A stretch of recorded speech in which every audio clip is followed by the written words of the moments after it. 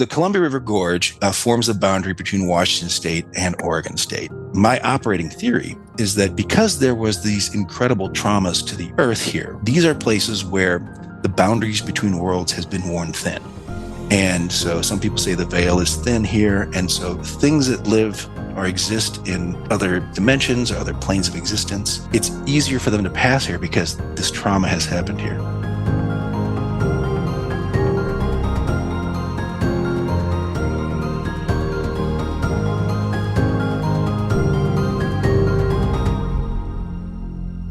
Hi, Caitlin. Hi, Cassie. Hi, creepy people. Hello. If you're new to our creepy corner of the world, especially if you're from UFO Fest, that was in McMinnville this past weekend, hello and welcome. This is PNW Haunts and Homicides, where we chat about true crime, the paranormal, and all things creepy in the Pacific Northwest. Hence the PNW. We do a tarot reading at the end of every episode for deeper insight. So make sure you stick around all the way to the end if you're into that. All the way to the end. All the way at the end. And you got to catch our sign off. Oh, yeah. So you don't want to miss that. Have a creepy ass day, because that just like makes your day. So Cassie, you just said it. I mean, they know what it is. Yeah, but now it's like they don't even have to wait. What if they didn't know what it was? I take it back. What if they met us at UFO Fest and we're like, what is that thing that they say at the end? Oh my God. Well, now they know that they have to stay. Okay. Here's hoping. So today we are joined by James. And can you say your last name for me? Sure, it's pronounced Shubsky. James Shubsky? Very good. Yay, I did it. James is CEO of Margie's Outdoor Store in Bingen? Bingen. Oh my gosh. It's a confusing one. A lot of people seem to have trouble with it. So You're not alone. And we're all about, we have to pronounce things right because we're in this area. So Margie's Outdoor Store in Bingen, Washington. And that's about an hour east of Portland. Mm-hmm. But don't let the store's name fool you. This place is quite eclectic. I think Caitlin would actually like it. There's not only outdoor activity gear, but paranormal supplies, witchy supplies. There's jewelry, books, games, exotic drinks, and gourmet snacks. Like, hello, we're coming. Yeah. I'm on my way. So what led you to incorporate paranormal and witchy supplies into an outdoor store? Well, so I've really only been running the store for about 2 years ago. The store was originally started by my mother-in-law, Margie Lemberger, and she passed away, like I said, a few years ago. And so someone needed to come down and run the family business. And so that fell to me.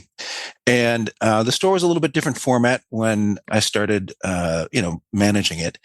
And I have a lot of outdoor experience. So I was a infantry soldier with the 199 Special Battalion. I was a wildland forest firefighter, mountain guide, and more recently, a search and rescue EMT. Oh, wow. So very outdoorsy. Well, I really love adventure. And I was kind of excited. I have been coming to the Columbia River Gorge area since 1988.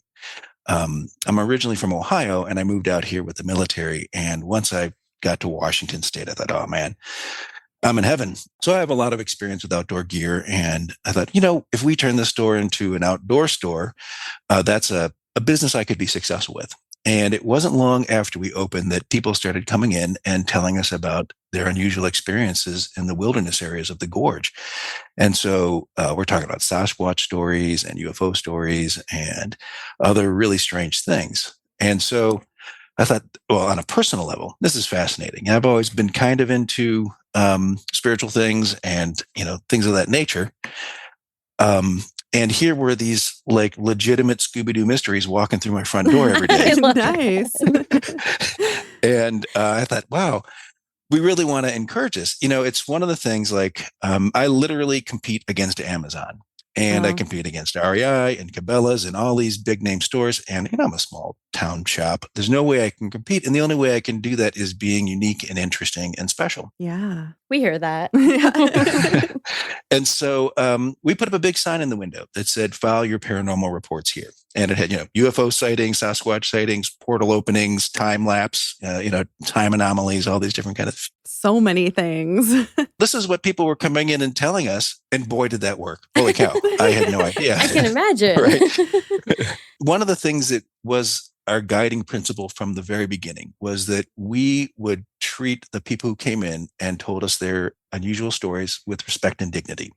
We wouldn't question them. We wouldn't laugh at them. We would recognize that they have had an experience which is maybe outside of the norm, but that doesn't mean that they're crazy or that they don't deserve respect or to be listened to fully. Right. And that has turned out to be amazing in so many different ways. First of all, there's been this incredible human connection. Like when someone has had a really unusual experience and they maybe tell their relatives, their friends about it, and their friends nervously laugh or try to tell them they didn't see what they think they saw, it can be very isolating. And to have a place where you can go and people believe you and take you seriously. And many times, if it's a recent event, we'll even go out and follow up on it. Oh, wow. Yeah. And so that has been, like, on a personal level, more rewarding than I could have possibly imagined. I was excited to hear these, interesting stories, but to make these genuinely human connections with folks who have had something really out of the ordinary happen to them and who don't have anywhere else to turn to. Well, we have gained a reputation as being just that, a place where it's a safe place to tell your unusual tales. And so in the past, I would say it's not quite a year and a half that we've been doing this. We've had over 170 reports. Whoa. Oh, wow. Yeah. It turns out that the Gorge, Columbia River Gorge, is in a gigantic paranormal hotspot. And we can get into the reasons for that. It has to do with the truly apocalyptic geology that formed the gorge to begin with. It's an amazing tale. And like I said, one that we can get into as the interview progresses. Right. But so it's been, like I said, really neat to have these people walking in the door. And of course, there are some people that are just coming in and having fun and, no harm, no foul. Like, if someone's got it. Yeah. Or, they're making up or they're exaggerating an experience like that they had. pranks. Yeah. But it's surprisingly few. Like you would think like a bunch of people come in. And honestly, a lot of the stories are not even that dramatic. Like, we're going to get into this Plicatat ape cat, this giant Black Panther creature that we've had close to 60 reports of. Anyway, some of those tales are like, well, I was riding my ATV in the trails in the woods. This giant black cat jumped across the trail, scared the crap out of me, and I never saw it again. And like, that's the whole report. Right. Yeah. There's no like embellishing details. Yeah. Some of them are very detailed. And, and people will spend, maybe 45 minutes to an hour describing to us their remarkable experiences. Wow. And so once we started to become known for this, I thought, well, this is a really neat thing to do. Like as an outdoor store, we of course have all the things you'd expect to see. So sleeping bags, tents, rock climbing ropes, rock climbing gear, stoves, all that kind of stuff, the typical fare. And then we also have a sort of, I guess, I grew up in the 80s, so we call it a new age section, right? Right. Yeah. It's not Love very new that. anymore, but it's kind of middle age, whatever. I'm not sure what you call it. But, and so we have things like, singing bowls and pendants, oracle pendants, a lot of tarot card decks, incense, that kind of stuff. that's what we refer to as the witchy supplies. Exactly. Yeah. Witchy supplies, 100%. A lot of really fun books in that same vein, magical tomes and, blank journals. And then we also have tabletop games. So I'm a giant Dungeons and Dragons nerd, like from the old school. In fact, I even worked for Wizards of the Coast for a little while, the company that makes Dungeons and Dragons. And Wow. Yeah. And so this map that you see behind me was hand drawn by myself, and it is of the Columbia River Gorge. And it has where a lot of the paranormal sightings are. We've got a big version of this up on the wall in the store so people can check out where things have happened. But Oh, that's cool. yeah. So, for me, this whole idea of adventure has, been come by it honestly, right? So since I was 10 years old playing Dungeons and Dragons in the basement, dreaming about adventures, and then as a soldier and a firefighter and EMT search and rescue, all that kind of stuff, I was living that. And, I had what I thought were a lot of 10 out of 10 experiences, but then you layer in this like genuine serious, honest to goodness paranormal layer on top of all that. And oh my gosh, the adventures that happen out here in the Columbia River Gorge are utterly remarkable.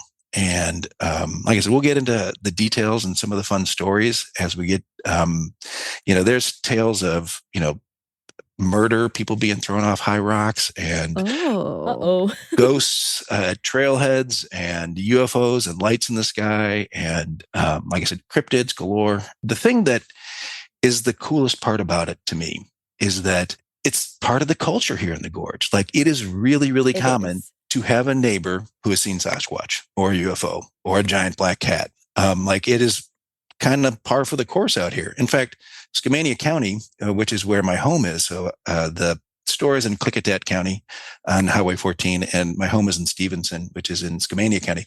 Skamania County is the only county in the country that has laws on the book that make it illegal to hunt and kill Bigfoot. That's right. You will get fined and go to prison if you bag a Sasquatch here in the county. And so that is a good law, because, oh my gosh, can you imagine someone finally finds them and they're like, oh, we shot him.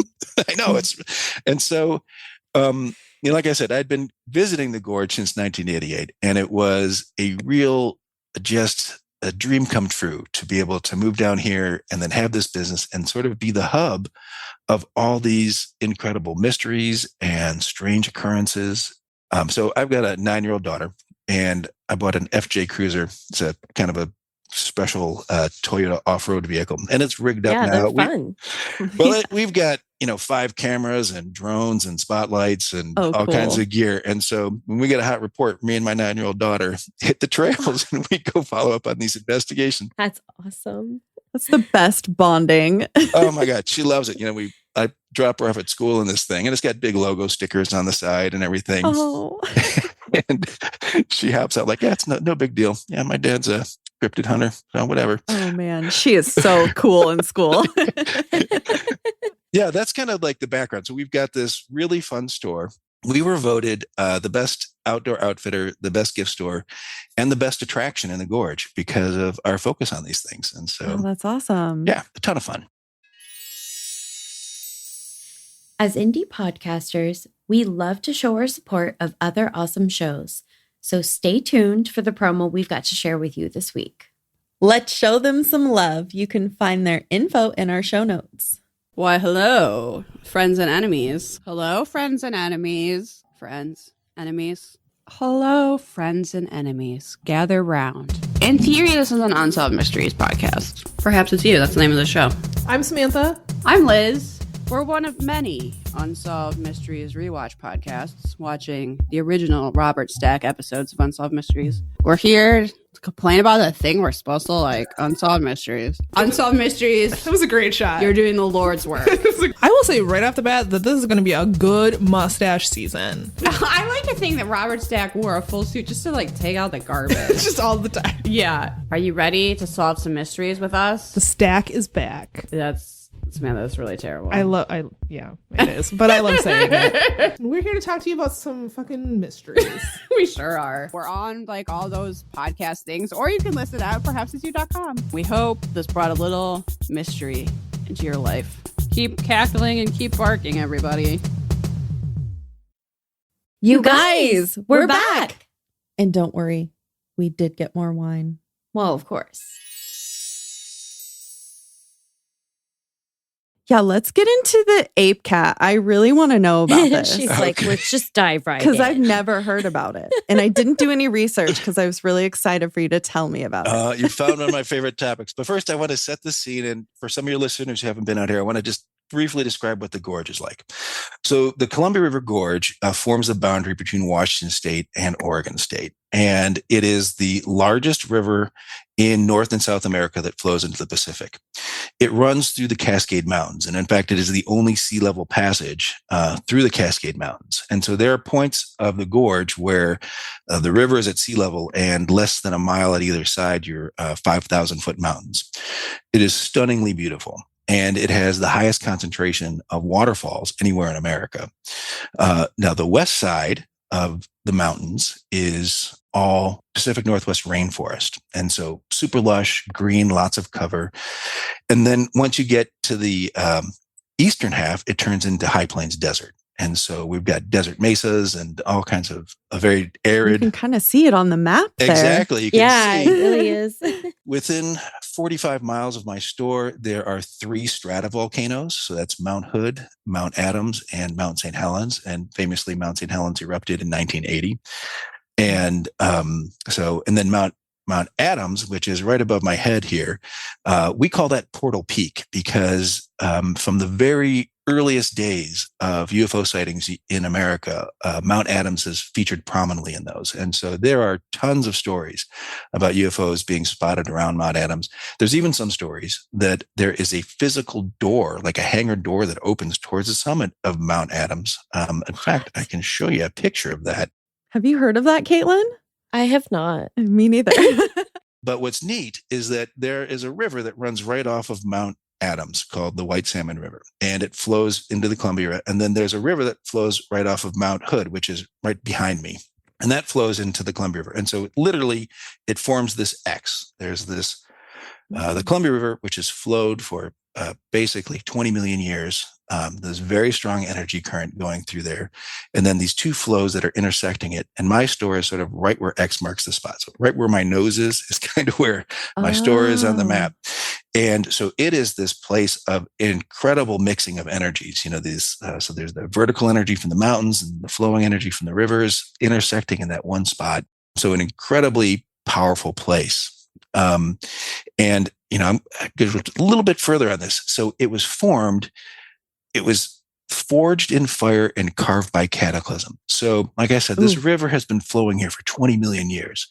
And anyone even if you're not spiritually sensitive at all, if you get close to that river and you close your eyes and quiet your mind, you can feel the energy flowing. Like it is undeniable. That river's been flowing here for a very long time. Then about 15 million years ago, these great fissures opened in the earth right at the Idaho border, and fountains of lava, just like the kind of lava you see in Hawaii, like we're spewing out of these things. And it happened over 300 times over the course of several million years. And lava, like ropey red lava, flowed from the Idaho border all the way across Washington state, all the way to the ocean. That's 300 miles, right? Oh, wow. And in some places, the rock that was left behind is called basalt. And many times it forms these beautiful hexagonal columns. But there are places in eastern Washington that the basalt is 3 miles deep. So like you get a sense of like the just vast amount of lava that is spewing out of the earth, like fountains of lava. And it's flowing across and it's battling the river the whole time. And the river persisted through this incredible like apocalypse of fire, which destroyed everything in its path.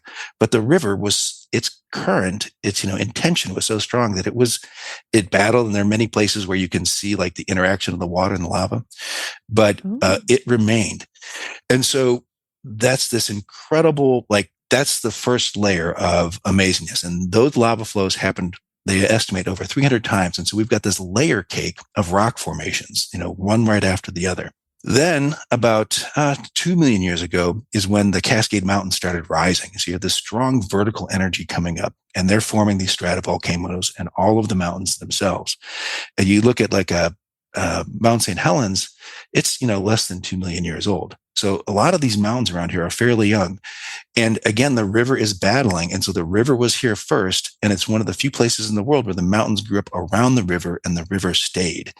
And so that's this really interesting energetic dynamic going on there. And then one of the most interesting and amazing things that happened 15,000 years ago. So I don't know if you're familiar with the author Graham Hancock or Randall Carlson. These are guys that talk about catastrophism, where it says that there was things happened on Earth that basically were these global cataclysms that wiped out mankind as we know it, and only a few people remained. They believe that there were advanced civilizations existing during the Ice Age. Events occurred during the Ice Age that were global cataclysms. Many of those civilizations were wiped out. Only a few people survived, and they rebuilt things, and they were the ones that like schooled the Egyptians and the Babylonians and the Sumerians on how to recreate culture.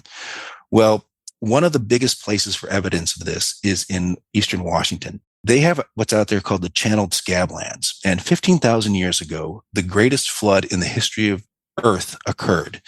What they believe happened, the time frame geologically is called the Younger Dryas. And what they believe happened was you have the big ice sheet up there, because it's the Ice Age. So there's giant glaciers covering all of Canada. They believe a series of asteroids or meteorites impacted the ice shelf and flash melted it, creating this enormous flood. Now, it's impossible to imagine, but this whole area on this side of my head, like, it's called the channeled scablands because it has got the most fantastic, unbelievable geology. And they can tell from the evidence that basically the entirety of eastern Washington was flooded in over 400 feet of water that was traveling 60 miles an hour, entrained with icebergs and sediment, and it sort of scoured the earth. They estimate that this flood was 10 times the flow of all rivers on earth combined. Oh my gosh. All that water flowed across eastern Washington state, creating this incredible, magical, unbelievable landscape. It got stopped at a place called Wallula Gap, which is sort of like the only place where you can drain into the ocean. It's sort of like the beginning of the Columbia River Gorge. And then that water started shooting down the gorge. And there are places in the gorge where the water was over 600 feet deep, 700 feet deep, and it's scouring away all of anything that was in its path. The gorge then is kind of turned into what we see today. And that's why we've got all these waterfalls, and you can see all this bare rock and these amazing formations. And so my operating theory is that because there was these incredible traumas to the earth here, these are places where the boundaries between worlds has been worn thin. And so some people say the veil is thin here. And so things that live or exist in other, one way to say it is dimensions or other planes of existence, it's easier for them to pass here because this trauma has happened here. I'm sure if you've done any witchy stuff, you're familiar with this idea, what happens above, so below. Yeah. Right. You look at at the base level where we spend most of our daily time is in the physical plane. And then just above that is the etheric and the astral, mental, and spiritual plane. And so there are these truly earth-changing traumas that occurred here. We see the evidence on the physical plane. And so if this maxim is true, that what happens above happens below, and what happens below happens above, like these are cataclysmic events that are occurring all up and down the planes of existence, right? And so whatever was happening in the physical realm was also happening in the etheric realm, astral realm, in that representation of this same place. Now, when that giant flood happened, literally 90% of the megafauna on North and South America went extinct. Sea levels rose 400 feet. And so the earth was completely changed, right? And so we've got this place here that is jaw-droppingly beautiful and unlike any other place in the world. But from my experience, it is also this place where it is a live wire in terms of etheric creatures or beings or the ability to access other planes of existence, whether those things are slipping into our physical realm or humans are inadvertently slipping into the etheric realm as they're adventuring here. So that's kind of the setting that we're talking about. That's what this map is behind me. And that's why my store has got 170 paranormal reports in just a little over a year. And so you had asked me about this cat. So what's the story with that? So we call it the Klickitat ape cat because most of the sightings have occurred here in Klickitat County, which is right over the shoulder here. And so Klickitat County sits on that transition point of the rainforest to desert, right? And I'm sure you folks know with any kind of witchy experience that it's those places of transition, dusk and dawn, where things are making a transition where that's where you find the veil is also thin, right? So it's kind of like in spades happening right here in the Columbia River Gorge and specifically in Bingen, where my store is located. And so we've got this sign up, come in and file your paranormal reports. And a guy comes in. He had known my mother-in-law and she had helped his family. She was a pharmacist. And so she had helped his mother who was having an allergic reaction to some medicine. And so friend of the family. And it takes him 45 minutes to work up the courage to tell me this story. And he said that he was orienteering out near Buck Creek, which is probably where this ear is. And so he had his compass in hand, and his compass started acting weird. And then he looked up and he saw this enormous black cat creature sitting across the creek from him. He described it as very muscular and black fur. It stood 4 to 5 feet tall at the shoulder. So right there, that should be a clue, because even tigers, the largest living cat on the planet, don't grow to be that big. That's real big. That's too big. It's gigantic. And so he said that he felt like he was in the presence of something unusual or special, or, his term was magical. And this creature looked at him, and he said, the strangest thing was that it had a face that looked like a monkey. And I was like, never heard of that. And of course, that's different. Yeah. And we don't prejudge. We don't try to insert what we think you saw. So I'm taking the information and asking questions about it. I said, well, it had intelligent ape-like eyes. It seemed to be fully conscious. Like it knew that we were having a moment. It seemed intelligent, and it looked like so the best I can tell you is that it looked like a cross between a big cat and a monkey. And I thought, wow, this is, I'd never heard of anything like this before in my life. No. Completely astonished and very genuine and earnest. And there's a couple of techniques that we use in the store for our own sanity to determine if people are lying or being genuine. And there are tells that people have. If you're interested, you can look up, like the FBI has got a bunch of classes on how to tell people stuff like that. And so we deploy some of those things. We also reserve certain facts about different cases so that, if we look for patterns and things like that. So this guy was very credible and very genuine. But this was the first kind of report I had ever heard of anything like this. Like I said, it had long fur that was 4 to 5 inches long, giant long tail. And then he said, after I looked at it for about 5 minutes, so it wasn't like a fleeting glimpse of this thing. And then it turned, and he said it disappeared into the forest. I was like, whoa. So this was kind of towards the end of the day. And I was fascinated. Again, Scooby-Doo mystery walks right through my front door. I was like, Yeah. What do you do with this? And so I was super excited. The next morning, I was talking to my employees about it. And I said, yeah, we got this really awesome report last night. I don't know what to make of it. And as I'm describing this creature, one of my employees, she starts shaking, and she's like, oh my God, I have seen that thing myself. Now, I got to tell you about Missy. Missy is as honest as the day is long. She doesn't like playing practical jokes on her coworkers because it's kind of like lying. So pure. And she's a complete sweetheart, and she's never like walking around telling tales or anything like that. She loves waterfalls. Like that's one of her big hobbies, is to get out and check out the waterfalls. But she said, yeah, I was driving down Klickitat Canyon. Again, that's over this shoulder right here. And one morning, and I saw this enormous black cat like creeping around on the side of the road. It was kind of near some houses. She was so taken aback by it that she stopped her car to look at it.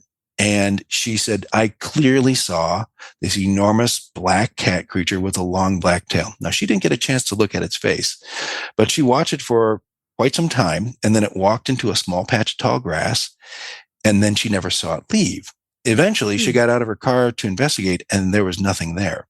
Oh, she brave. Yeah. She thought that maybe she should warn the people whose houses were nearby, but she's like, oh, they're going to think I'm crazy. So she kind of went about her way. Later, she described it to her family, and they said, oh, well, something that big, you probably saw a cow. And she's like, I'm a grown damn woman. I know the difference between a cow and a Black Panther. Like, yeah, it's like, come on. If you were like, hanging out by the side of the road and you saw a Ferrari drive by, and you were telling your friends, yeah, I saw this red Ferrari drive by. You're like, maybe you saw a red minivan. You're like, what? Maybe that was a Kia. Yeah, I know the damn difference between, these things. And so once she kind of got shut down by people saying, oh, that's impossible, she kind of stopped talking about it. And so that event happened to her a couple of years ago. So I should kind of back up and give you a little detail about cats here in the Northwest. So, of course, we have cougars out here. And cougars, they are always like a tawny tan color. And Right. if they express their melanin, so if they go darker, they usually tend towards a reddish color. So they go from tawny to reddish. But we've talked to many wildlife experts, and they say, yeah, there's no such thing as a black cougar. They just don't exist. They're not recognized by science in any way. The only big cats that are black in North America or South America are jaguars. And jaguar's range is 1,000 miles south of Klickitat County. So, it's like southern New Mexico, southern Arizona, that kind of area. But there's no reports of any kind of black cats. In fact, science adamantly rejects the notion that there are any black melanistic cougars in the Pacific Northwest or anywhere else in America for that matter. And so Missy, of course, I believed, right? Later, she would tell me that a friend was driving to her house up Klickitat Canyon. And on the way there, she saw this enormous black creature lying in the road. And her friend didn't get a good look at it or whatever. And Missy, as soon as she got to Missy's house, Missy's like, we're getting back in the car and go look for it. And they went back. It wasn't more than 10 minutes and no evidence. Drove back and forth on that stretch of road for a mile, nothing. And so, I have done a little bit of research into paranormal stuff. And one of the things that happens, they say, and again, I'm not an expert. I don't want to portray myself as such. I'm just a guy who's got a store that people come in and tell me stories. Right. Same. We're kind of the same. Yeah. Is that when an etheric creature dies in the physical realm, its body sublimates, sort of like turns to vapor and goes back to its home plane of Beam me existence. up. Yeah. And so, again, all the things that I'm talking about are circumstantial evidence.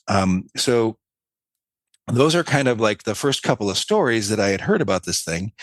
And so I dove and did a deep dive, like, okay, what's the deal with big black cats? What's their spiritual meaning? What's supernatural history on them? Oh, what's the biological history on these things? But with these two very credible reports, in my mind, it's like, okay, well, I'm pretty sure that the guy who came in and told me the original story had a legitimate experience. Can't say for sure, what that was or what he actually experienced, but he was genuine in his reporting of it. Missy, for sure, 100%. I'm believing my employee on her experience as well. So, with my stores, we've got, a radio contract. And so we started putting up ads in the radio. Has anyone seen a big black cat? Come file a report at the store. I put up flyers at trailheads. And since that time, we've had over 60 reports. Oh, wow. Of this enormous black creature, right? This black panther-like creature creeping around in Klickitat County. And like I said, a lot of the reports, some of them are very mundane, some of them are more detailed. Some of them come from high-ranking law enforcement officials. And these reports date back 30 to 40 years. Oh. So people have been seeing this thing for a long time. Yeah. We've had reports. Someone told me that they saw it in their driveway with a so a kitten, Aw. a black cat. Mm-hmm. So it's definitely something that is able to reproduce. So if it's a biological creature, not a magical creature or supernatural creature, it's out here and it's definitely being seen by numerous people. Hunters have seen it through their scopes and decided not to shoot it because they figured it was endangered. A lot of people don't know that there's not supposed to be any such thing as a black cougar. Right. And so they didn't know that they had seen things. Many of the folks who have had close encounters with it, we had a guy who was working sort of in an outbuilding out, again, near Buck Creek. And he said that he heard this big cat outside. He even captured a video of it. And don't get excited. This video is like basically the creature's eyes blinking and stuff like that. Darn it. But there is some audio, which is pretty creepy. But he said that as he finally started filming it, instantaneously, the batteries in his cell phone and his headlamp died simultaneously. Of course Nope. they did. Yeah. So I did the deep dive on the research. Okay, what do we got going on here? And so there's a few things that are very common characteristics amongst supernatural creatures. So one of the things are electromagnetic effects. And so those are things that'll mess with compasses, mess with batteries, that kind of stuff. So we have had some stories related to that. We have creatures that seem to defy the laws of nature as we understand them. So clearly, there are no big black cats that are 4 to 5 feet tall in the shoulder, currently recognized by Thank science. God.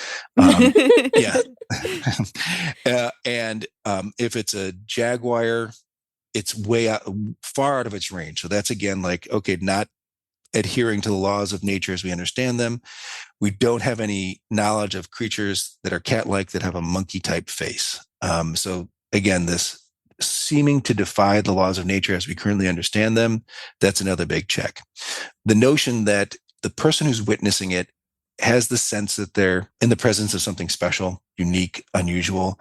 The way that I think about it is that the human brain, body, soul combination is one of the few things that straddles the line between the physical realm and the etheric realm. So like we all have experiences of non-physical entities. So, an emotion is a non-physical experience. A thought is a non-physical experience. Even things like a spiritual experience, an epiphany.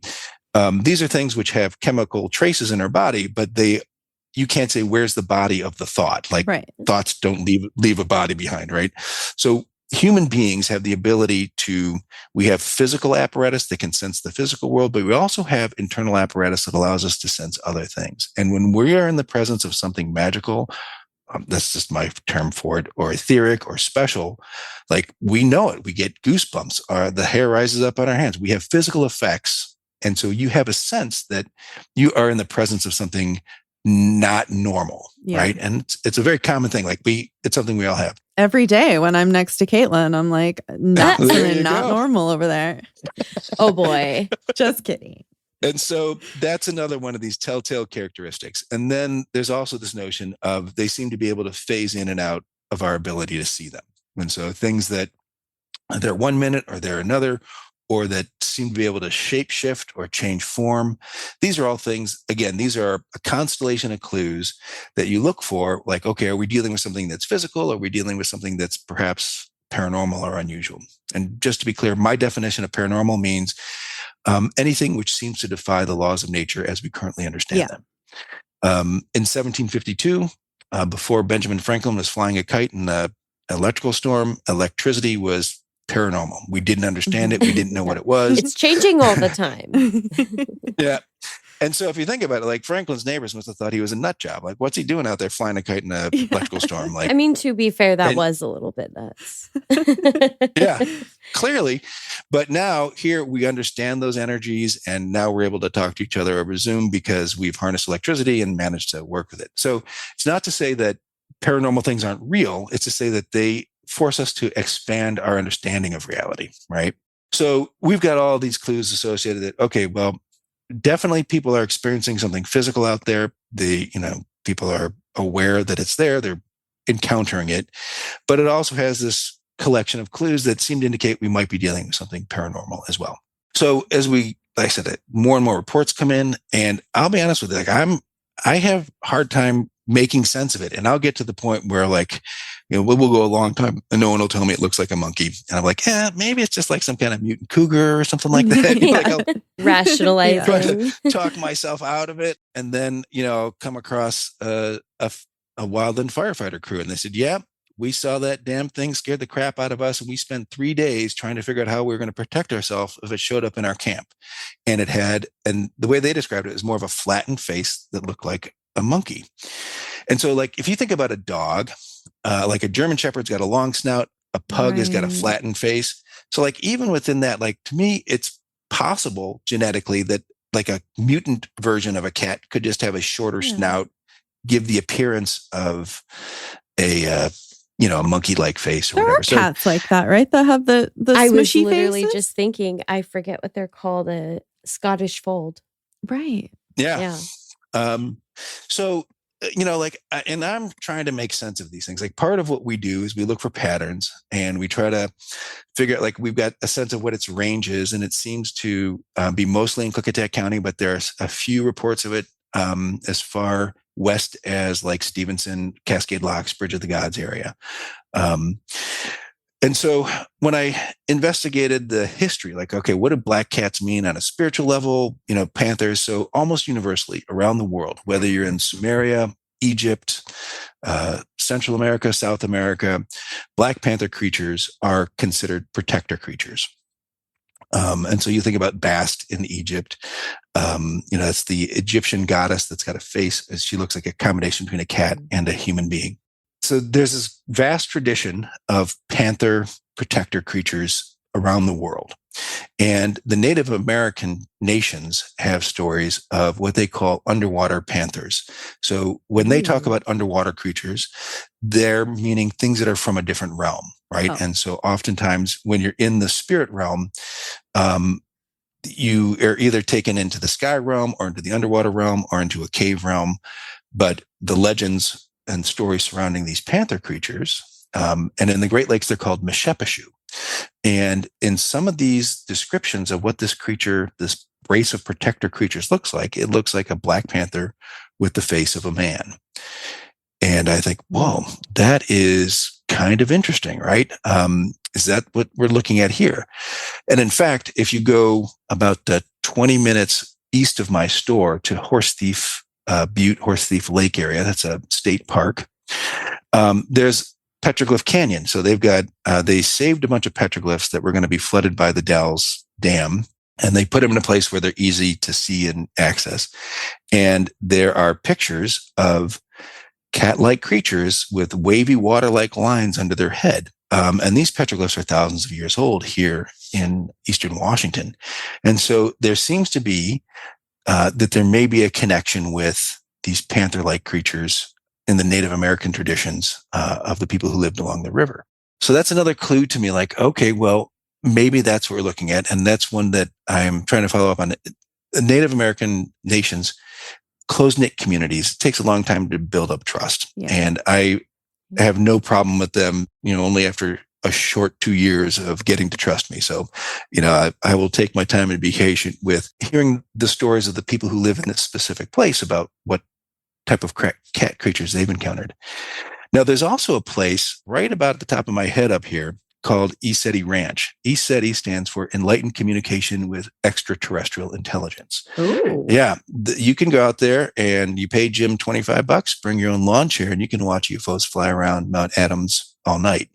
People come from all over the world, and people come skeptics and they leave believers. A lot of times what people see are floating orbs. There's lots of videos on YouTube. People have been out to the ranch. In fact, the pictures of the hangar door opening on Mount Adams are from ESETI Ranch. The interesting thing about ESETI Ranch is they report to have communication with numerous extraterrestrial intelligent species. And for them, I don't think that they're necessarily talking about aliens from other planets. I think they're talking about beings from other dimensions or planes of existence. And I'm not an expert on their beliefs, but I do know that their logo has the face of a lion in it. And one of the races of creatures that they apparently communicate with regularly are feline humanoids.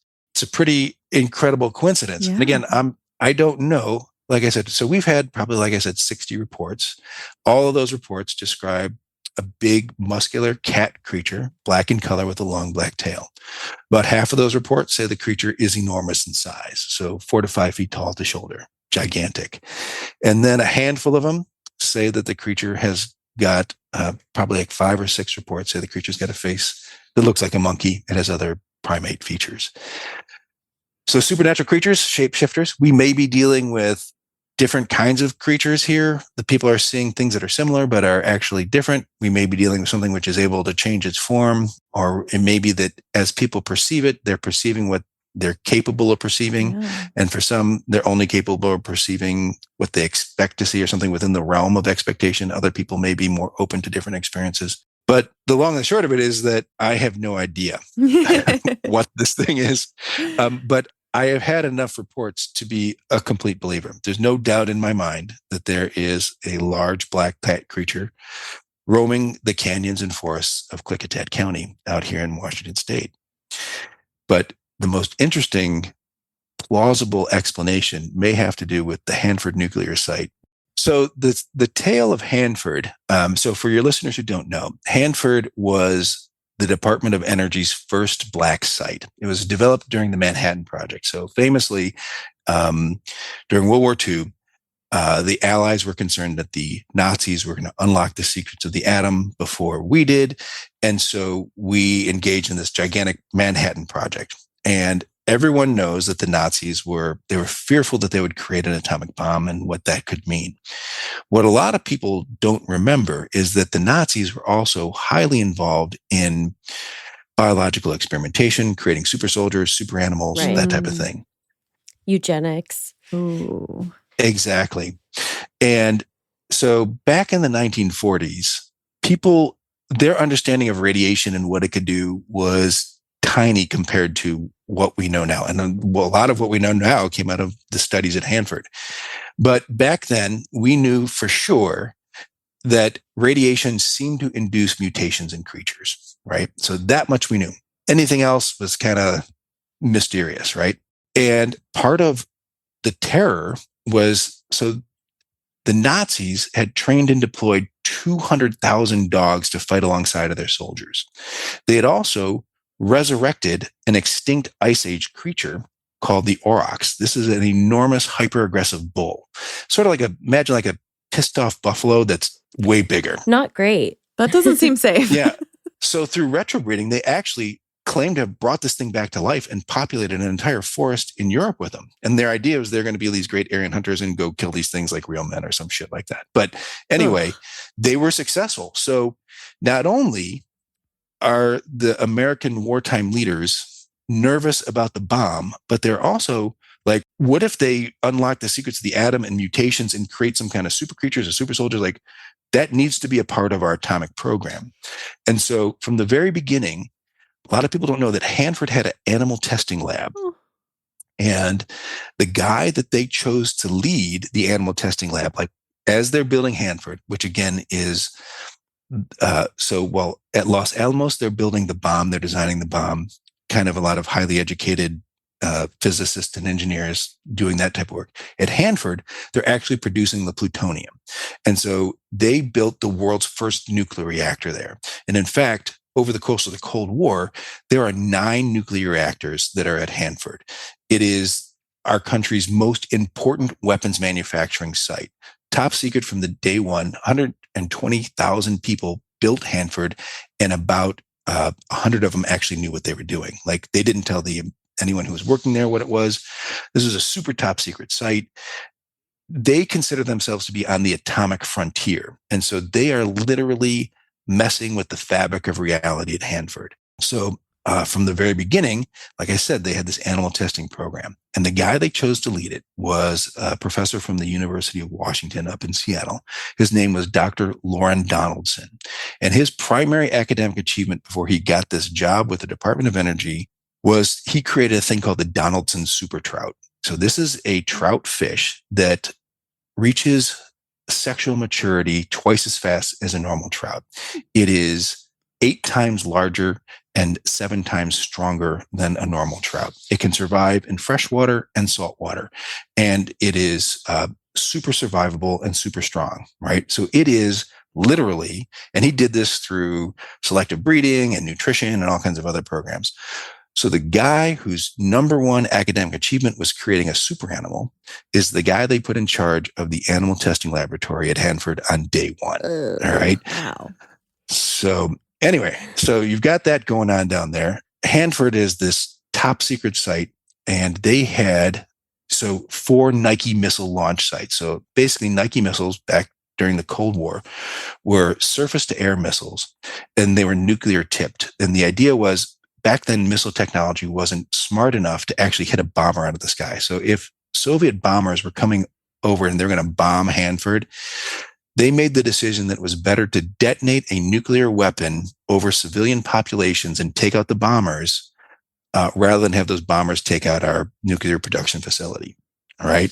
So that is the level of insanity that's going on with Hanford, that they're willing to basically detonate nukes over the civilian populations in order to protect it. Every Nike launch site at Hanford, in fact, every Nike launch site in the country was guarded by dogs. And they considered dogs to be 10 times more effective than a single man. I mean, same. Yeah.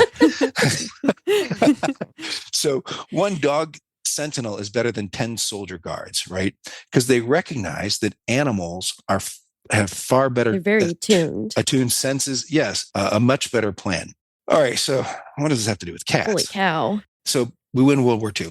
Plutonium from Hanford was in the first bomb that was ever detonated in the history of the world. It was the Trinity test down in near Los Alamos. And then plutonium from Hanford was also in the bomb that destroyed Nagasaki. And then, so World War II wound down because we won, but then the Cold War ramped up immediately. And so plutonium production never stopped at Hanford. And all along the way, they're processing plutonium, uranium, turning uranium to plutonium, and they create enough plutonium to create 60,000 nuclear weapons. Jesus. All right. So like you can't even, right now, Hanford is the number one environmental cleanup site in the country. There's no place that's more dangerous, no place that's bigger. But it was also like the place where it was the most top secret site where the craziest research was going on, right? So you have all these crazy things going on. And so I caught wind of this animal testing program. And it started off fairly small, but it grew and grew and grew to the point where they could house 1,000 large animals there at a time, right? They called it the Atomic Zoo. They're like propaganda films from the 50s and 60s about the Atomic Zoo and all the great things nuclear power is doing for you, Oh, wow. right? So it's this totally crazy thing that they're doing there. And they're raiding cows and pigs and sheep and dogs and everything else. Well, I found some oral histories by a guy named Bill Baer. And he was the lead biologist who was running this lab. And he tells the story of how they were irradiating apex predators and the apex predators escaped and they couldn't recapture them. So basically, no. Of No, course, thank they did. you.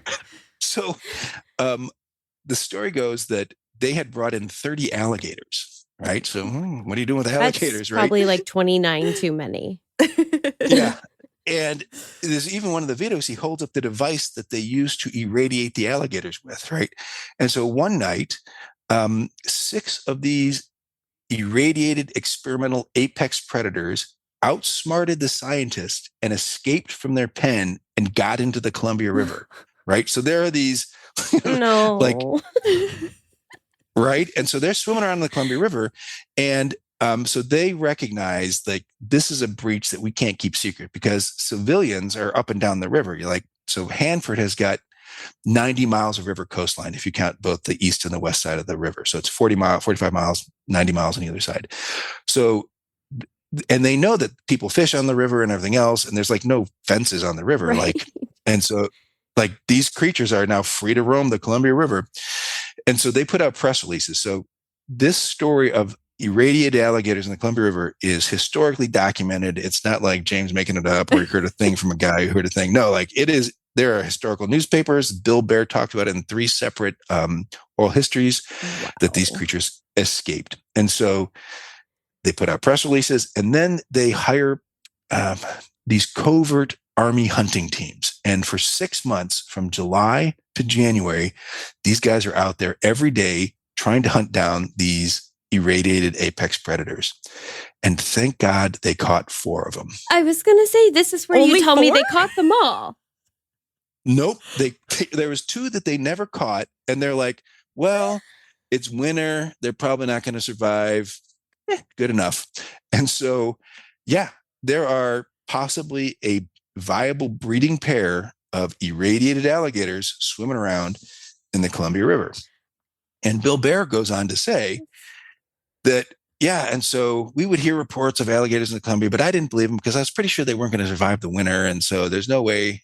Anyway, he said, yeah, and like back in the 80s, I got a call from some fish and wildlife guy asking me if I knew anything about alligators in the Columbia River.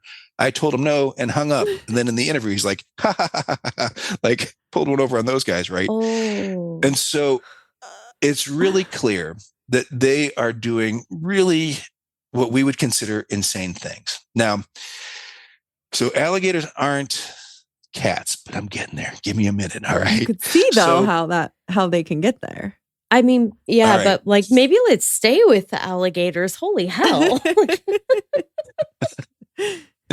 So even today, I mean, we've had at least 2 reports of people seeing things that they think might have been alligators in the Columbia. I've had reports of someone who was kayaking and something grabbed their kayak and was pulling it down, and they eventually got to shore. They never figured out what it was, but something literally was strong enough to try to pull their kayak my underwater. God. Yeah, And guys, we figured was- out what it was. Well, what about all of those other cryptids like colossal Claude who live in the Columbia River? Like, is he an alligator? So you remember, I started the story by talking about this Dr. Donaldson who created that super trout, right? He eventually left Hanford for the more interesting stuff that was going on in the South Pacific. So you probably heard of like Bikini Atoll and all the nuclear testing that went on down there. Well, he was there during the disastrous Castle Bravo test, which is where this nuclear thing was supposed to be like, I think it was 5 megatons, and it turned out to be 10 megatons, and it irradiated a Japanese fishing boat, and like it was this international disaster, and it wiped out the Japanese fishing industry. And that's where the legends from Godzilla came from. And so this Donaldson is like at ground zero for all that kind of stuff. And I found a debate he was in the Seattle, I think it was the Seattle Times, Seattle Post-Intelligencer, June 1970, talking about nuclear radiation and its effect on animals and stuff like that. And in that debate, he said that, obviously at larger levels, radiation is lethal to creatures, but at low doses, it makes them stronger. And he was pretty convinced about it. Like, it's just like when you get inoculated with a booster shot or whatever, you get a little bit of the Just like that. and so a little bit of radiation will give you a super creature. It won't kill it. And you look at what's happened in Chernobyl, and some of the creatures, there's no humans go there, but there's a lot of wolves and elk and deer and stuff like that running around, and they're very robust and very healthy. So Hanford is the same way. Like Hanford is like, here's the craziest thing. So bunnies at Hanford would hang out by the barrels of nuclear waste because it was warm. And there's a guy right now whose job it is to track nuclear radioactive bunny poop around the Hanford Reservation, because these creatures will get irradiated and then their poop is radioactive. Bunnies poop so much. But if you think about it, there are prey creatures like cougars and wolves that are eating those rabbits. And so if the rabbits have radioactive poop, they have radioactive meat. And so who knows what's in the food chain overall, right? Shit. So anyway, Cold War, crazy times. In 1959, they start a program to try to train dolphins to be part of the Sentinel program. The problem is that most nuclear sites are on the water. Like, so whether it's our subs or any nuclear facility needs to have cooling water, right? And so, and guarding a site like that is very difficult. If you're looking at sonar, it's really hard to tell the difference between a Soviet scuba diver and a sea lion or a big tuna, right? Like we can't tell looking at the scope, but a dolphin knows. And so starting in 1959, they started training dolphins, and they've trained beluga whales and sea lions and all kinds of other creatures. And right now, a quarter of the U.S. nuclear stockpile is guarded by dolphins. Like, that's what they do. And they swim around and they look for infiltrators, saboteurs, people who are surveilling our sites. The dolphins have a number of different techniques. One of the ones that I read about is they have this device that they can actually clamp onto a diver's leg, and it inflates a balloon that divers brought to the surface, and the Navy scoops them up and then can interrogate them, right? So cool. Dolphins are so these dolphins are super smart, but they have been on the front line of guarding our most sensitive nuclear sites for decades, right? It was only like in the late 1980s that information about this dolphin program even came out. And so what they were doing during the Cold War was they were thinking out of the box. They felt like it was an existential threat. There's nothing, no stone unturned. I read this story about Project Headgear, which is where they tried to put these electroshock helmets on sharks to turn them into guided torpedoes. Poor sharks. Yeah, so basically they're going to load the sharks up with explosives and then electroshock them to get remote control them to enemy boats and then blow them up. Well, after 13 years and $40 million adjusted for inflation, they determined this is a bad idea. It's never going to work. You don't say. But like, they spent 13 years and $40 million to figure out, nope, not a good idea. Right. So that's the kind of like, you have to get into the mentality of the Cold War where they were doing anything. Right. And in fact, at Hanford, they had a thing called the Green Run where they without consent, irradiated the entire population. They took the filters off the stacks, and iodine-131 was wafted into the air. And then they never told the resident population that they had been exposed. And then they covertly checked their medical records to see what kind of cancers were happening to them. Like, yeah, it's a very famous thing called the Green Run. You can look it up. It's a tragic tale. There's a whole set of people in the area that have cancer from it. But anyway, point is, they were doing really crazy stuff. Now, let's get back to cats. So Hanford, 90 miles of river coastline. How in the hell are you going to guard it? Maybe you might try alligators, right? Like if we can create a deterrent, because really hard to patrol 90 miles of coastline. Like maybe if we had specially trained alligators, we could do it. If alligators didn't work, what is the next best riverine hunter in the world? Just so happens it's a black jaguar. And so when you look at, if you go on YouTube and you look up swimming jaguar, you'll see that jaguars are astonishingly good swimmers. They can hold their breath for 15 minutes. You'll see they that can you eat never sleep again. What? Yeah. They can actually eat underwater, That's right? crazy. They can swim over a mile across open ocean. They are phenomenally good at, they're the strongest big cat by weight. And so there's like, if a jaguar were as big as a lion or a tiger, they'd be stronger. They just have more muscle mass, super muscular creatures, right? Not only that, they have night vision that's 6 times better than a human being. And they always instinctively drag their prey to shore. And so like a Soviet diver at the bottom of the Columbia River does you no good. Right. You want to know like who this guy was, what he was doing, what kind of gear he was carrying, if he'd gathered any information, what kind of information had he gathered. So the fact that these creatures are naturally bringing their prey to shore is an incredible bonus. Oh, and by the way, they can kill alligators with a single bite to the back of the head. Well, So you're talking about a predator that is amazing in the water. It's amazing on land. It's even amazing in the trees. Like there is no creature that is better suited to a sentinel role of guarding a sensitive nuclear site on a river. And so what may have happened, and this is my speculation, like I don't have any hard evidence to say this, but if you are looking for like why in the hell are enormous black cats crawling around Klickitat County, which is like a 3-day walk from Hanford for a cat like that, what's a possible explanation for that? And I know you're rolling your eyes. I got to tell you one thing. In 40 years, we've never had a hostile encounter report. No one has ever had a negative interaction with these creatures, which is fascinating. But I'll get back to which that. is good. Yeah. that's helpful. Still right? terrifying, but So you've got these creatures, right? And so that gives us an explanation as to why big black cats may be in Washington State. It's very plausible that someone, a zealous cold warrior said, all right, jaguars are awesome at hunting in the river. Let's bring some up here. Let's train them up and see what we can do, right? And so just like the alligators, it's possible that those creatures outsmarted the scientists. And just like the alligators, they escaped into the wildland. And just like the alligators, they couldn't recapture them all. And so if you are in Hanford and you're a big black cat, you're not going to go north, east, or south deeper into the desert. You're going to head to the west where there's mountains and cover and prey and habitat and everything else, right? And so very easy for those creatures to, in less than a week, mosey on over to Klickitat County. So that's pretty interesting right there. And then you've got this, well, how do you explain their unusual size? How do you explain this monkey-like face? Like those are still kind of outstanding questions. So it turns out that while jaguars are incredibly powerful and incredibly smart and capable, it's literally like trying to train cats. But so you rarely see a circus that's got a black jaguar in it, but you always see a circus that's got a lion in it. And lions are much easier to train. And so it turns out that lions and jaguars can successfully interbreed. There's a sanctuary up in Canada. I think it's called Bear Creek. Anyway, there was a lion and a jaguar living in a pen together up there. And this lion and jaguar loved each other very much.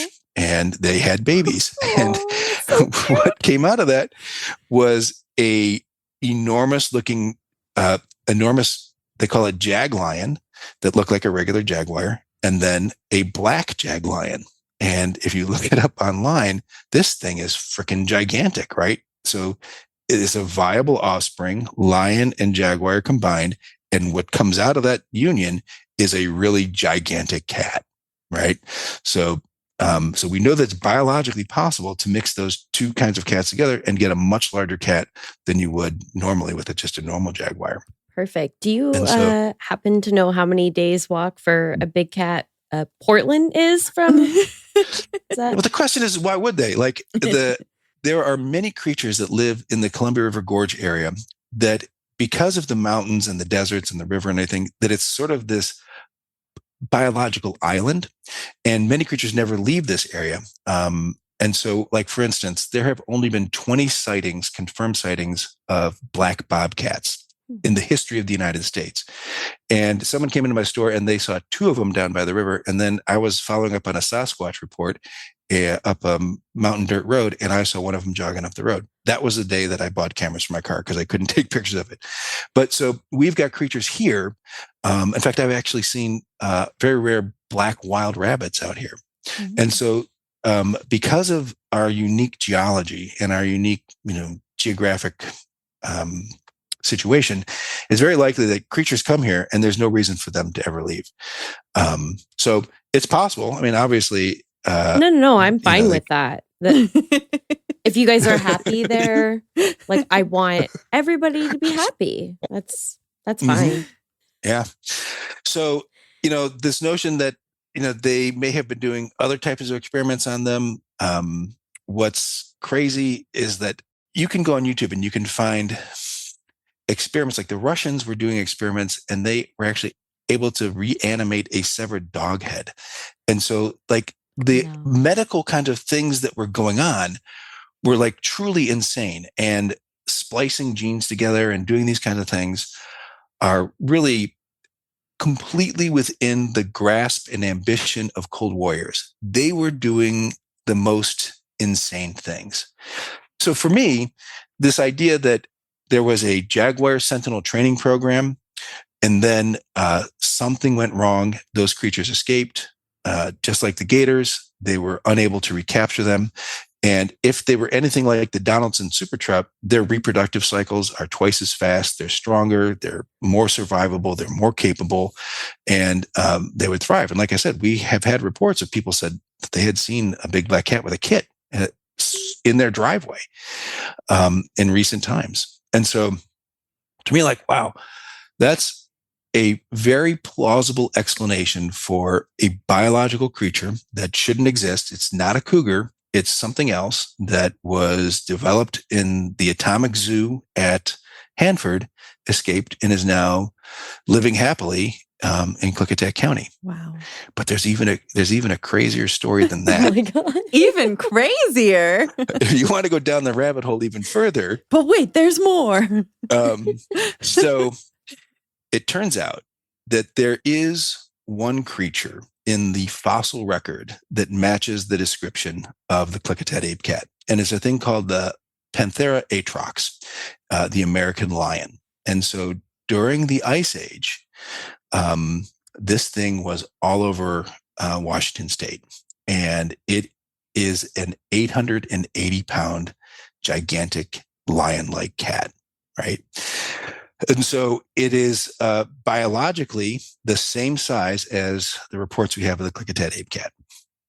And there are people that believe that, as crazy as experiments on bringing jaguars, lions together and mutating them with radiation and everything sound, there are people that say that the reason why Hanford is where it is because, just like I said in the introduction, the Columbia River Gorge and this whole eastern Washington is a spiritually sensitive place to begin with. Here, the veil is thin, more thin than anywhere else. And so the very first UFO sightings in the United States, the Kenneth Arnold sightings in 1947, June, that happened. He was flying over Mount Rainier and he spotted these craft, and the craft flew to Mount Adams. And so, like, it's happening like right here in Washington State. And you can literally, if you're on top of Mount Adams, I climbed it back in the 90s, but you can see Hanford from the top of Mount Adams, right? And so the kinds of experiments that they were doing there, like, you can't even, like, whatever you imagine, it's crazier than that. And the notion that they may have, started, like, if if you think about it, the energy of the Columbia River actually created the nuclear age. Like they borrowed the power of the river to generate the electricity, which would then be used to smelt the plutonium to create the nuclear. So it's like not even like a metaphor, like literally Right. the energy of the river was converted and turned into the nuclear age. 100% happening right there. And so Hanford was the place where like the craziest Department of Energy studies are going on. They were freaking irradiating alligators, right? Like they were doing stuff there that we can't even imagine. And I was like, well, like how crazy was it? Like the notion that you could create a portal that goes back in time to the Ice Age and scoops out some kind of giant cat, like, I mean, that's like kind of out there. All right. But then, of course, down the rabbit hole I go on the research. So back when Stranger Things first came out, there was this young social media manager at the Department of Energy. And he put out a post like right when it came out. And it's like, oh, this is a great show. It's always exciting to see the Department of Energy in fiction. And then he said in this post, but guess what? The Department of Energy does not explore parallel universes. Sorry, that they got wrong. Then this guy's name was Paul Esther. Like, talk about like the worst day at work ever, because then the Secretary of Energy, like, so this is like a president appointed cabinet level position, like his boss's boss's boss's boss's boss's boss's Yeah. boss, writes him an email and says, dude, in fact, we do invest in research in parallel universes. We just don't tell you about it.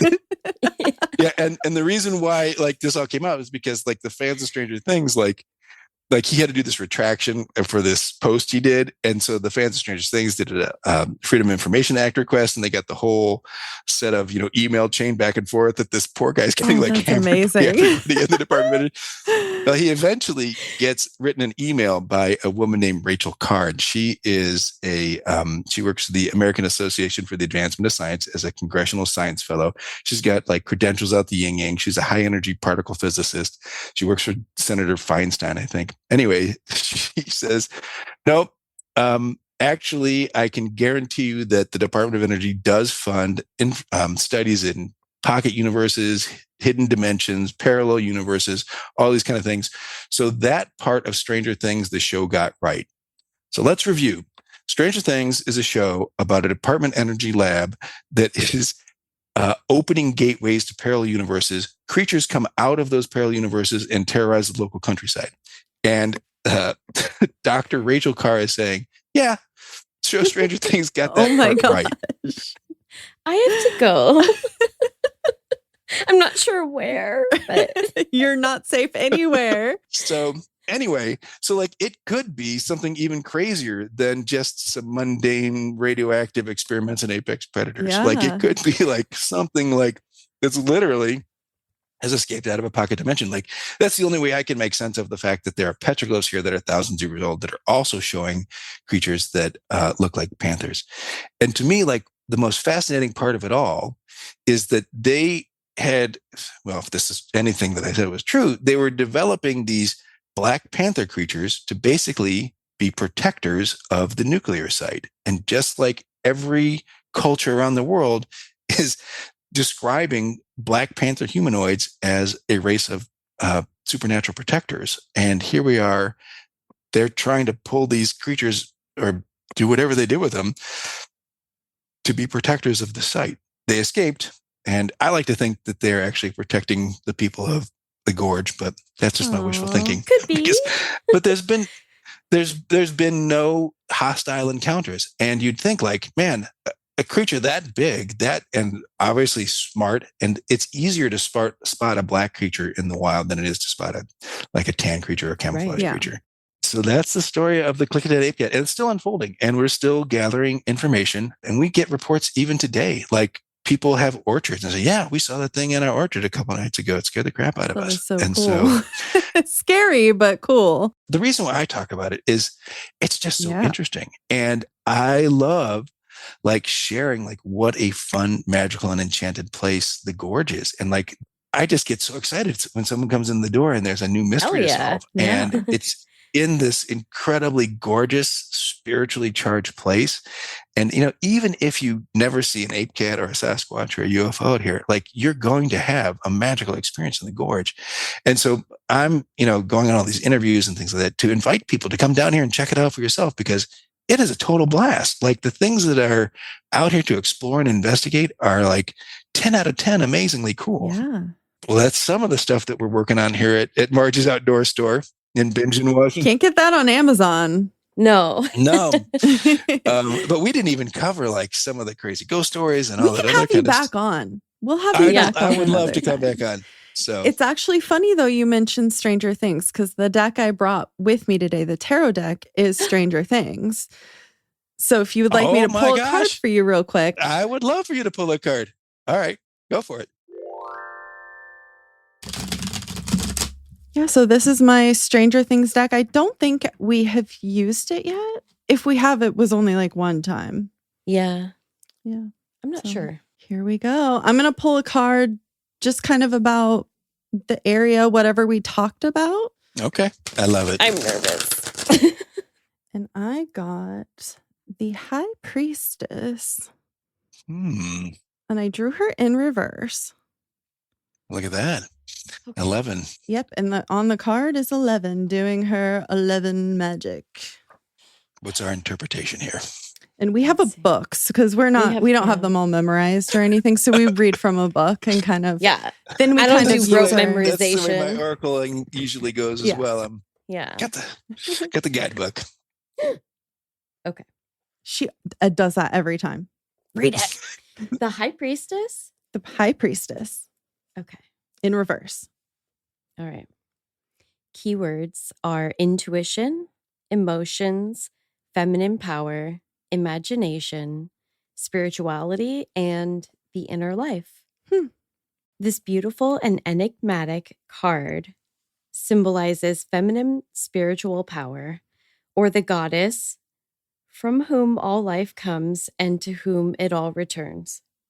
Interesting. We kind of talked about that. Well, I have to tell you, in all those cultures around the world, the Black Panther is almost universally associated with feminine power. I love that.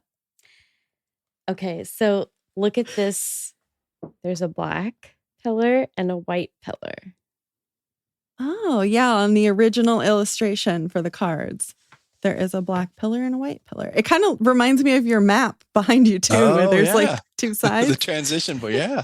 Oh boy. But that also could be like there's multiple sides of trying to figure this thing out, too. Yeah. It's a genuine mystery, I tell you. Okay. Some decks show her as a serene female figure seated with a book or scroll on her lap to indicate wisdom.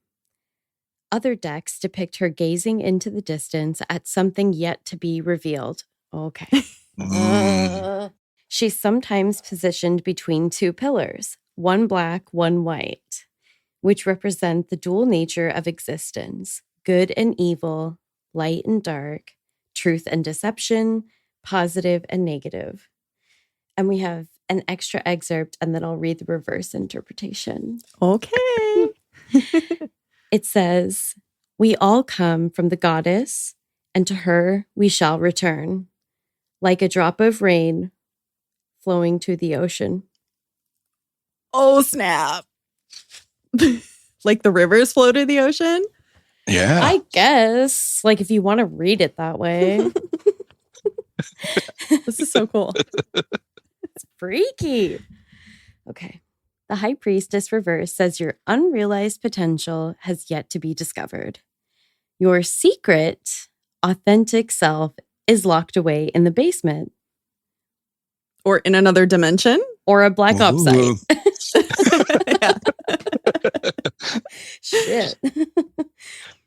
Perhaps you're hesitant to look too deeply into yourself, or you may be hiding your true self from others because you fear their judgment or disapproval. Oh, that's like all the people that tell stories. Yeah, that's a really good point. Oh. Yeah. In some cases, she means you're too involved in your inner world and need to get outside of yourself, or maybe just like outside at all. Yeah. Well, yeah, because if you're stuck on Amazon, you're not outside exploring the beautiful gorge. Exactly. Get out there and do it. That's true. In a reading about money, the High Priestess reverse can mean you're focused on money and the material world at the expense of your inner life. I feel like Interesting. It's probably just this section is just for the owner of the Amazon. Yeah. Oh, or it could be about the experimenty type things. Like they weren't concerned about human life. They were concerned about. Well, yeah. What's interesting to me, I mean, my interpretation there is that there's the physical manifestation of this creature, which is sensational and interesting and fascinating. But to me, it's the spiritual aspect of what its appearance means. Like it's as above, so below. And so it's easy to get caught up in the tracks and the physical evidence, and is this creature going to attack somebody or something like that? That's like its interaction in the physical world. But to me, the notion that this protector spirit is showing up here and in this place, that's a far more interesting thing to explore. The notion of what is the spiritual content, what is the non-physical existence mean for this creature? That's what that's telling me when I hear it. You also mentioned earlier that it's kind of a transitional. Is that how you worded it? It's kind of a transition. Yeah, and then in the card, she's in between two things. She's kind of in the middle of a transitional point. Okay. Yeah. Ooh, but the interpretation related to your job. Okay, just let me know. If the reading is about your job, this card may mean your insecurities are holding you back, or it may recommend retreating from the busyness of everyday life, spending more time meditating or in spiritual practice. In some cases, it warns of treachery, secrets, or intrigue in your workplace. Well, intrigue. Something hidden may soon come to light. Ooh, I like that. Oh, okay. Yeah, I think the end of that was kind of spot on there. Yeah. Well, that's part of the reason why I'm doing these interviews is because I want more people to help me figure this out. What was cool is I did an interview just a few days ago, and a woman drove 3 hours and brought me a book about Hanford that she had found in her uncle's garage. And so, to me, getting the word out and helping more people become aware of the Klickitat Ape Cat and the mysteries that we're looking at, I love that people are joining in the fun and they are helping to be a part of solving the mysteries. And so the idea that there's more to be revealed, that's my, why am I doing this work today? I'm doing this work today because I'm looking for that, for more information to come forward and for other people to participate and have as much fun with these mysteries as I am. Well, it sounds like the card says it's coming. So she don't lie. I'll take it. Oh, that was so cool. I loved that.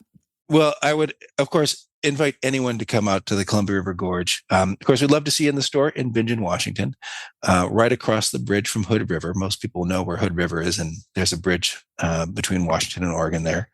And we are on the North Shore. But come in, the store is a huge delight. Of course, I talk about all the cool paranormal stuff, but it is a great joy in my life to scour merchants from around the world and bring the most unusual and fun things into the store. And so pretty much everyone who comes in says this is their favorite store they've ever been in. And so that's a great sense of joy and pride for me. And so please come and visit, pick up an Arcane Adventure map if you want to get out there and see for yourself what's going on.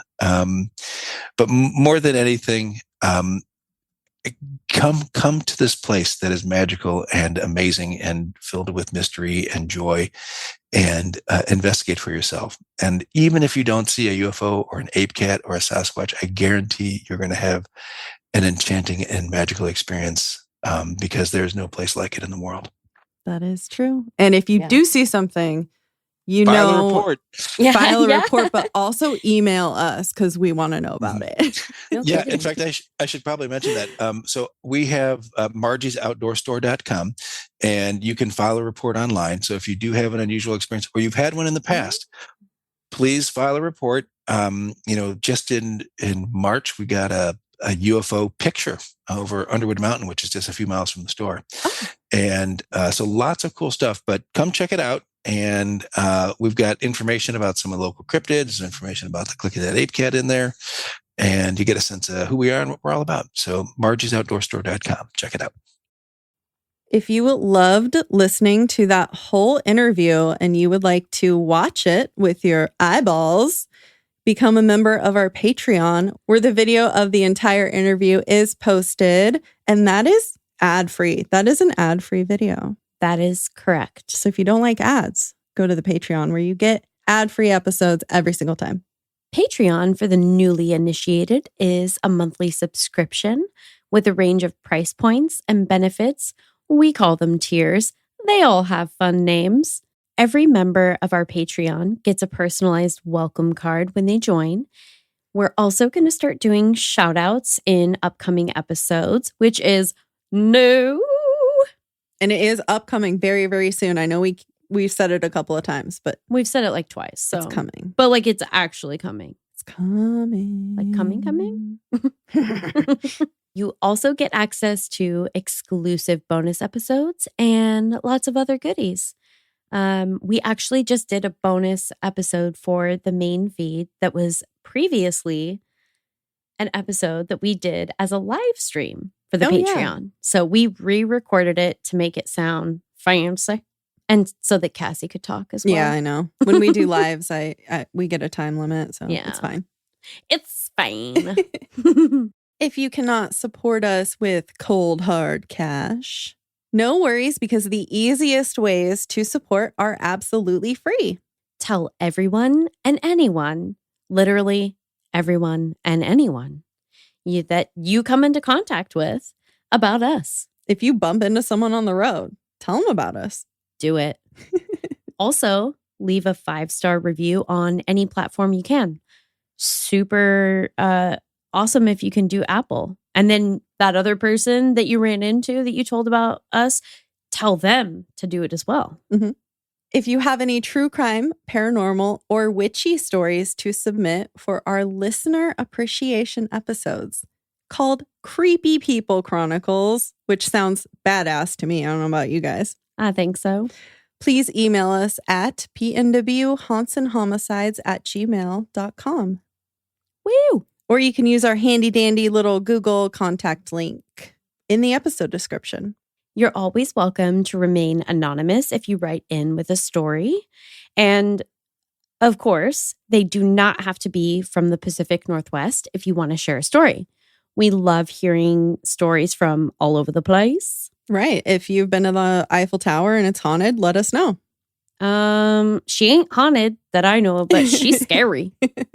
Follow us on all of the socials if you don't want to miss out on photos of our tarot cards, our beautiful altar setups, and a lot of backstage shenanigans.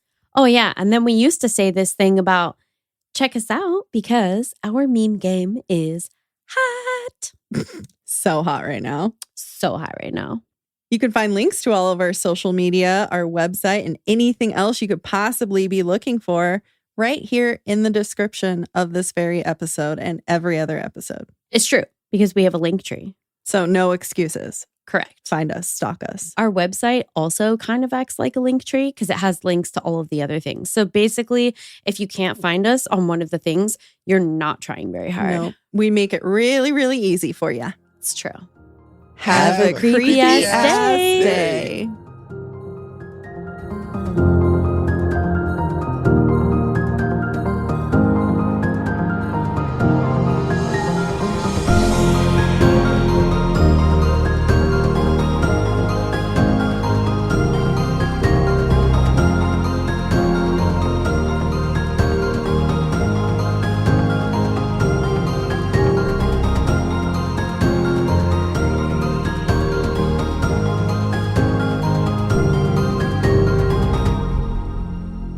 All right. Well, Stevenson used to be one of my favorite places to visit. I don't know about now. If you're a frequent PNW Haunts and Homicides listener, you probably already know we're Birdie ambassadors. We wanted to take a quick moment to tell you a little bit more about this awesome product. Birdie is the modern personal safety alarm made for women by women. In a situation where you feel threatened or unsafe, you can simply activate Birdie's loud siren and flashing light to create a diversion. Birdie is perfect to carry anytime because the device is lightweight and comes in a variety of colors. So important. Use our ambassador link and coupon code PNW Haunts and Homicides to receive 10% off your purchase. Like our social media handles, the coupon code is all spelled out, no special characters. You can find the link and promo code in our show notes or PNW Haunts and Homicides link tree. Have a safe ass day.